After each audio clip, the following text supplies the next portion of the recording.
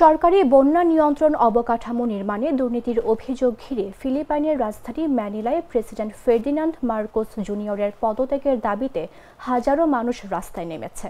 রোববার কিলুসাং বায়ান কন্ট্রা কুরাকট অথবা দুর্নীতি বিরোধী আন্দোলন ম্যানিলার লুনেটা ন্যাশনাল পার্ক থেকে এই বিক্ষোভ মিছিলের আয়োজন করে। সেখান থেকে তারা প্রেসিডেন্ট ভবনের দিকে অগ্রসর হয়। বিক্ষোভকারীদের কেউ কেউ মার্কোস এবং ভাইস প্রেসিডেন্ট সারা দুর্তের কাগজের প্রতিমূর্তি বহন করেছিলেন, যেখানে তাদের দুর্নীতিগ্রস্ত কুমির হিসেবে চিত্রিত করা হয়।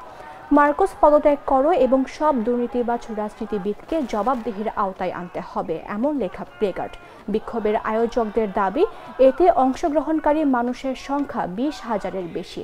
এটি সাম্প্রতিক সময়ে ট্রিলিয়ন পেসো কেলেঙ্কারির ঘিরে জনরোষের সর্বশেষ প্রকাশ। অভিযোগ অনুযায়ী মার্কোসের ঘনিষ্ঠ রাজনীতিবিদ সহ প্রভাবশালী অনেকেই বন্যা নিয়ন্ত্রণ প্রকল্পের চুক্তিতে ঘুষ নিয়ে বিপুল পরিমাণ অর্থ আত্মসাৎ করেছেন, যেসব প্রকল্পের হয় ত্রুটিপূর্ণ অথবা কখনোই বাস্তবায়িত হয়নি।